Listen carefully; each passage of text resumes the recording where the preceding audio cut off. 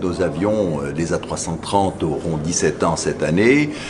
Sont des avions qui sont parfaitement en état de voler naturellement. C'est un peu comme avoir une vieille voiture et la faire rouler. Donc rajeunissement de la flotte nécessaire, des coûts de maintenance forcément qui seront allégés avec des avions neufs et une consommation carburant nettement diminuée. C'est entre 15 et 20% de carburant en moins par passager.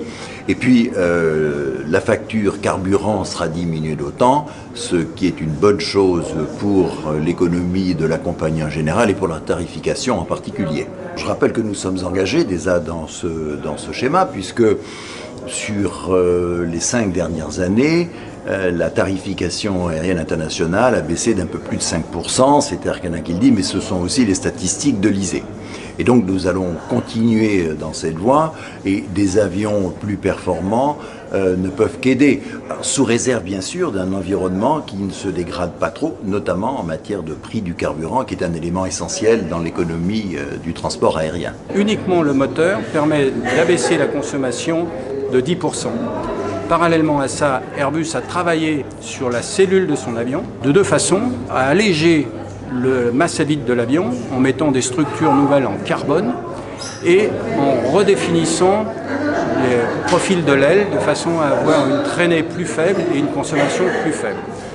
En définitive, cet avion a un gain de carburant, de consommation de l'ordre de 14% par siège transporté. On estime que d'ici 2030, 100% de la flotte mondiale sera équipée d'Internet à bord des avions. Donc Air Canada a fait le choix de prendre le virage d'avions connectés pour le renouvellement de sa flotte avec l'arrivée de la 330 Neo. Le service Internet s'active à partir d'une certaine altitude. Donc pendant les phases de décollage et d'atterrissage, ce service-là est désactivé.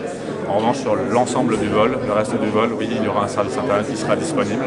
Donc ce service-là est fourni par Inmarsat, par le réseau satellitaire Inmarsat, au travers de notre vendeur Citaonair, qui va permettre de couvrir à haut débit, à très haut débit, l'ensemble du réseau et de la zone d'opération d'Air Canada. Air Canada a fait le choix d'un nouveau système IFE, le système Rave, qui équipe actuellement des compagnies comme Singapore Airlines ou ANA, avec 3 tailles d'écran. Le tactile est par exemple grandement amélioré. On aura une qualité de toucher au niveau de l'écran. Ce sera beaucoup plus réactif comparé à ce qu'on a actuellement sur nos A330. On a aussi une offre de contenu multimédia qui sera enrichie avec plus de films, plus de séries télé, plus de musique, plus de jeux vidéo, jusqu'à 150 contenus.